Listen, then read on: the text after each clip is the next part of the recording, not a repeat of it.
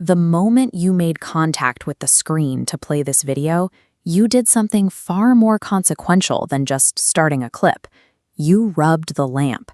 You've pulled something out of the dark. It's a hostile entity that has been dormant, waiting for the specific vibration of your interest to wake up.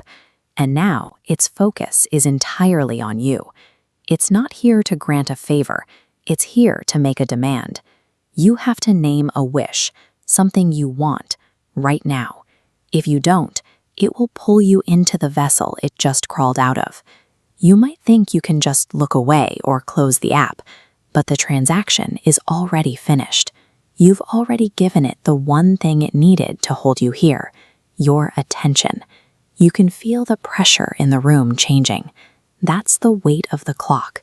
You are currently in the middle of a countdown you didn't know started. This isn't a lucky break or a magical opportunity. You are in a hostage situation, and your curiosity is what locked the door. The entity understands something about your brain that you don't. When you are forced to make a massive decision in seconds, your ability to think rationally disappears. This is an amygdala hijack. As the threat grows, the frontal cortex, which weighs consequences, shuts down, and the amygdala takes the wheel. Your neural hardware is rerouted. Complex logic pathways are skipped entirely, sending every signal straight into a loop of pure reactive survival. In this state, you can't think about what makes your life better in the long run. Your biology is only capable of wanting one thing: for the threat to stop. Any wish you make under this kind of pressure isn't a choice, it's a reflex. You aren't pursuing a goal, you're just trying to satisfy the person holding the stopwatch. That's the entity's real power. The wish is a mask.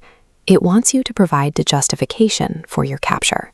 Once you voice that wish, you've validated the entity's authority over you.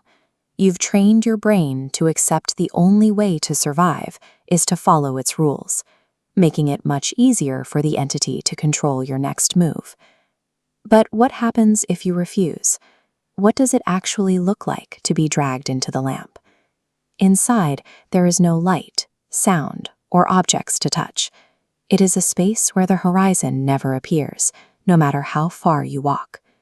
Human beings define themselves through their environment. When you remove everything, other people, work, even the feeling of wind, your sense of who you are begins to blur.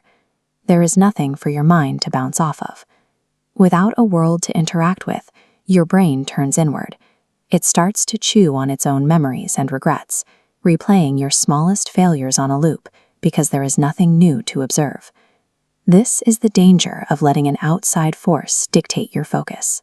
Without a strong internal sense of purpose, you are easily consumed by the quiet. The entity doesn't need to hurt you physically. It just needs to leave you alone with yourself, in a place where yourself is the only thing left. We deal with this entity more often than we realize. Every time we open an app and feel that immediate, urgent pressure to see what's next, we are standing in front of the lamp. The notification pings, the feed refreshes. Each one is a demand for your attention right now, promising a reward if you stay, and a sense of missing out if you leave. This loop keeps you reactive. A stimulus triggers a response, creating demand, preventing the quiet needed for logical thought. As the cycle accelerates, the outside world fades. You're pulled into a digital vessel where the machine provides your only input. But we aren't talking about the internet anymore. The entity in this room is losing its patience. The vessel is shaking. It's still waiting for your answer. You have to choose, name your desire, and hand over the keys to your logic, or risk the void. You know how the trap is built. You know what it wants from you. The countdown is at 0. What are you going to say?